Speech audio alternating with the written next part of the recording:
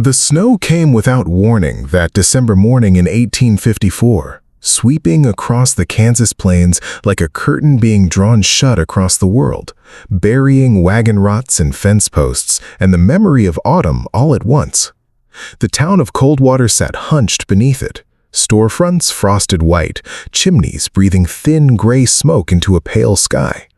Horses standing motionless at hitching posts with their heads bowed low against the wind.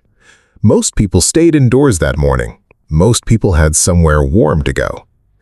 Evelyn Grace stood alone on the frozen boardwalk outside the Silver Lantern Saloon with a single carpetbag at her feet and nowhere left in the world that would take her. She was 24 years old, and she had the eyes of someone twice that age. She didn't cry. She had learned long ago that crying changed nothing on the frontier. The plains didn't soften for tears, and people didn't either. So she stood straight-backed in her thin wool coat while the snow settled on her shoulders like judgment, and she stared at the road ahead, a road that led nowhere she could name, breathing slowly and steadily, the way a person breathes when they are trying very hard not to fall apart in public. She had been standing there for nearly an hour when she heard the sound of hooves moving through fresh snow, slow and unhurried, coming up the road beside her. She didn't look up at first. She had learned that looking up too quickly only invited more trouble. But the horse stopped, and the rider didn't move on. She finally raised her eyes. A dark bay horse stood at the edge of the boardwalk, breath rising in white clouds from its nostrils, patient and still as its rider. The man in the saddle was broad-shouldered, dressed in a dark wool coat dusted with snow, with quiet, dark eyes that moved over her once, not with hunger, not with judgment, but with the careful attention of someone trying to understand something that didn't quite make sense to them. He didn't speak immediately. He simply looked at her the way you look at a fire to understand which direction the wind is blowing. Then he said, quietly and without pretense, "That bag looks heavy for one person." Evelyn looked up at him steadily and answered, "Most things are." Something shifted in his expression then, not pity, but something more honest than pity, something that recognized the weight of her words without demanding she explain them further. He stepped down from the horse slowly, boots sinking into new snow, and reached up to remove his hat. His name was Caleb Holt, and Coldwater, Kansas was about to learn what it meant to be profoundly wrong about a person. Evelyn had come to the Silver Lantern 5 years earlier, at 19, alone and desperate in that particular quiet way the frontier produced in women who had lost everything and still had to keep moving. Her father had crossing Missouri, her mother 2 winters before that. She had no relatives willing to take her in and no money to travel further west. The Silver Lantern offered work, and she had taken it. Not proudly, but survival rarely consults pride before making its decisions. For 5 years, she poured whiskey and smiled when she didn't want to, and kept the parts of herself that still mattered locked somewhere deep and private, where the noise and smoke and cruelty of the saloon floor couldn't reach them. She read books when she could find them. She memorized the names of wildflowers that grew along the creek each spring. She wrote letters she never sent to a sister somewhere in Ohio whose address she wasn't even certain of anymore. She survived. Until the morning the sheriff padlocked the Silver Lantern's doors over the owner's dealings with stolen cattle money, and the town, which had always looked at her sideways, finally looked away entirely. Caleb Holt had ridden into Coldwater 3 days before the saloon closed, a former Army scout, quiet and broad-shouldered, a man who had spent 10 years reading land and weather and human nature with equal patience. He was 31 years old and carried the particular stillness of someone who had witnessed enough of the world's chaos to stop adding to it himself. He had come to Coldwater looking for land, and he hadn't expected to find anything else worth staying for. He'd walked into the Silver Lantern that first evening not for whiskey or company, but simply because it was the only establishment still serving hot food at that hour. Evelyn had brought his coffee and plate without looking at him directly. She never looked at customers directly anymore. It was safer that way. But this man had said thank you in a tone so genuine and unhurried that she'd looked up before she could stop herself. He had already looked back down at his plate, And somehow, that small thing that he wasn't watching to see whether she noticed his politeness had stayed with her the rest of the night like a coal that wouldn't go cold. The morning she stood on the frozen boardwalk, Caleb had been on his way to the land office when he saw her from half a block away and slowed his horse without entirely knowing why. Now he stood in the snow with his hat in his hands and said plainly, "I've got a place outside town. Took it over from an old trapper last month. It's nothing much, but there's a stove and it's warm, and I've got no intention of making you uncomfortable. I'm saying this because it's cold and you have nowhere to go, and I was raised to believe that matters. Not for any other reason." Evelyn studied him for a long moment. She had spent 5 years learning how to read men, what they wanted, what they were hiding, where the danger lived behind their smiles. This man wasn't hiding anything. That was the most frightening thing about him. "People will talk," she said quietly.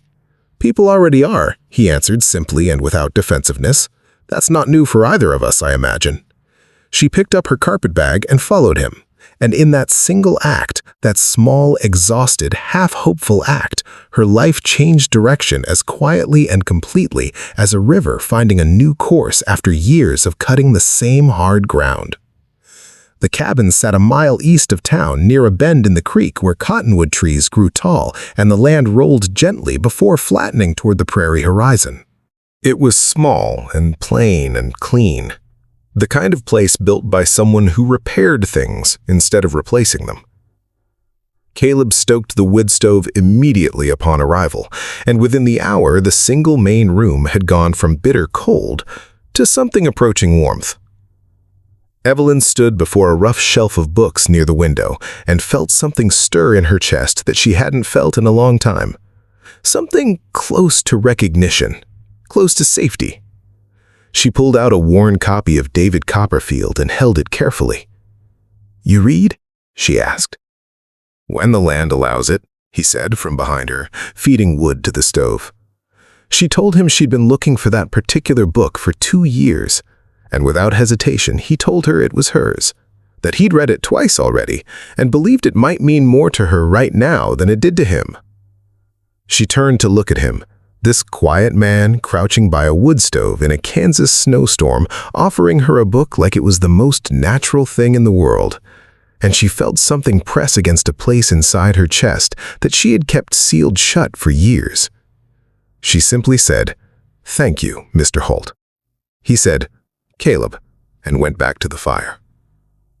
The days that followed settled into a rhythm that felt almost impossible given everything that preceded them. Caleb rose before dawn and fed the horse and repaired fences and did the 1,000 small tasks that frontier land demanded without complaint or ceremony. Evelyn cooked because it gave her hands something honest to do. She mended clothing, organized the shelves, discovered that beneath the roughness of a bachelor trapper's years, the cabin had been built with genuine care.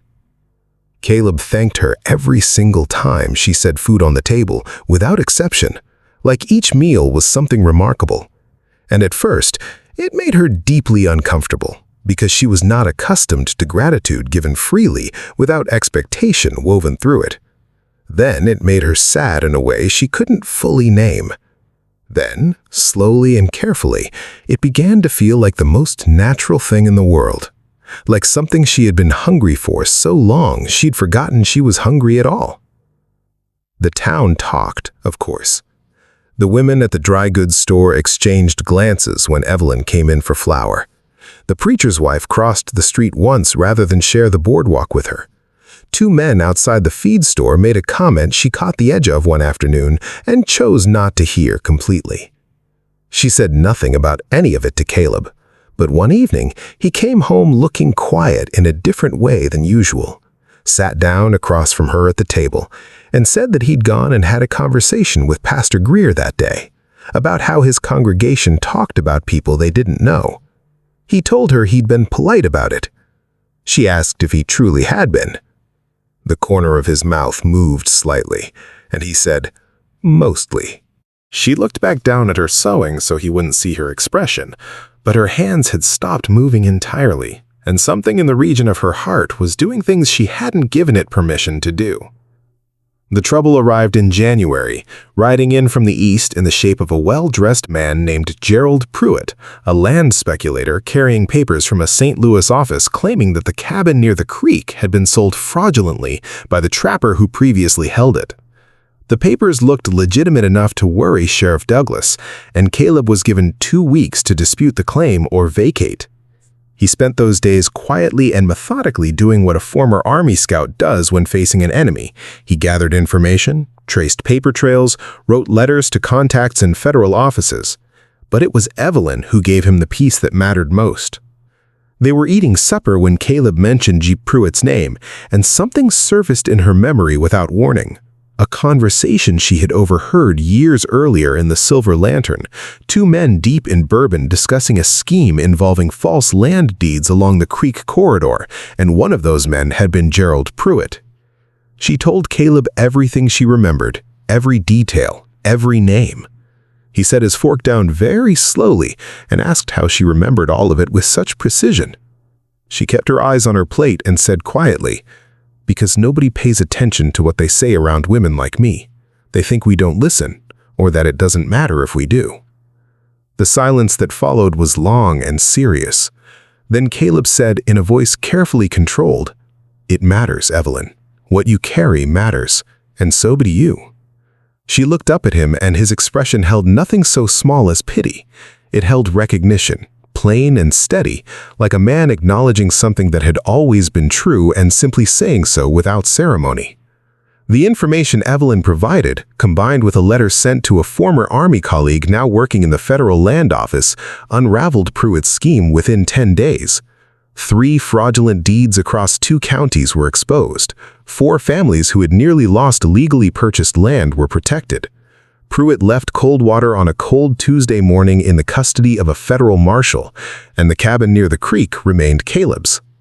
And something else changed too, quietly, the way real changes always happen, not in dramatic moments, but in the slow accumulation of small ones, until one morning you look around and realize the world has rearranged itself while you were busy trying to survive it. The night Caleb told her he loved her, there was no grand setting, no candlelight or rehearsed speech, just the 2 of them at the rough kitchen table after supper, snow falling softly beyond the window, the fire burning low, and a silence between them that had gradually transformed over weeks from empty into something full and warm and real. He said it the way he did most things, directly, simply, without decoration. "I love you, Evelyn. I want you to know that.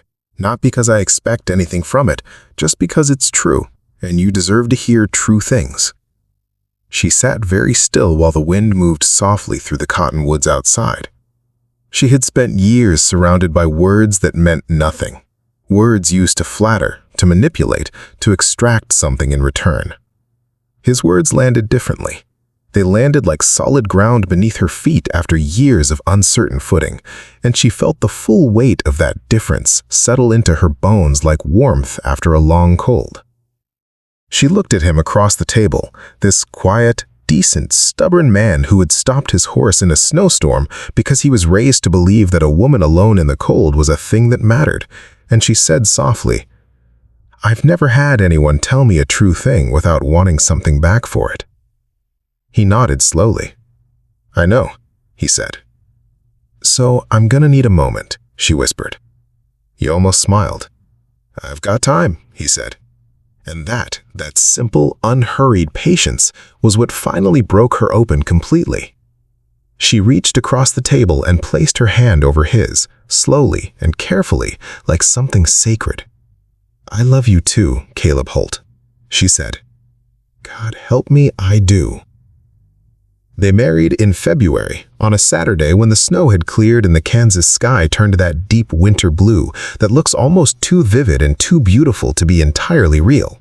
Most of Coldwater came, some to support them, others because frontier towns are always hungry for a story. But when Evelyn walked through the church doors and saw Caleb standing at the front with his hat in his hands and his quiet eyes looking at her like she was the answer to a question he had been carrying for years, the town and all its opinions became very small and very far away. Years passed. The cabin near the creek grew, A porch was added, then a garden, then the sound of children filling rooms that had once held only silence and smoke. The people of Coldwater gradually stopped talking about where Evelyn had come from and spoke instead of her herb garden, her ability to predict weather, the way she read to school children on Friday afternoons when the teacher was ill. She stopped being the woman from the Silver Lantern and became simply Evelyn Holt, and perhaps that was the quietest miracle of all. Not that a good man loved her, but that after years of surviving a world that had decided what she was worth, she finally learned that the world had been wrong. She had never been what Coldwater said she was. She had only ever been waiting for someone patient enough to see past the story others had written about her and to offer her the chance to write her own. And every winter afterward, smoke rose steady from the chimney of the little cabin near the cottonwoods, warm and certain, like the life they had built together, slowly, faithfully, and with great and quiet love. If this story moved something inside you, you are not alone. Here on Desert Heart, we believe that every soul, no matter how forgotten, how judged, how far from belonging, carries a story worth telling, with care and with dignity. If someone in your life has ever seen you clearly when the rest of the world looked away, leave their name in the comments below, because that kind of love deserves to be remembered. And if Desert Heart has ever made you feel something real, please subscribe and ring the bell, because stories like this one are waiting for you every single week, told slowly, told honestly, and told from the heart. This story holds deep historical and human value for American audiences. It reflects the real and often unspoken experience of women on the 1850s frontier. Women with no legal protection, no safety net, and no voice, who survived through resilience alone. It teaches that human worth is never determined by the circumstances that survival forces upon us. It shows that genuine moral courage is not the absence of cost, but the willingness to pay it, as Caleb did, knowingly, before he ever asked for anything in return. And most powerfully, it reminds every viewer who has ever carried shame or felt unseen that belonging is still possible, that love, when it is real, arrives without conditions, and that it is never too late for the world to finally see you clearly.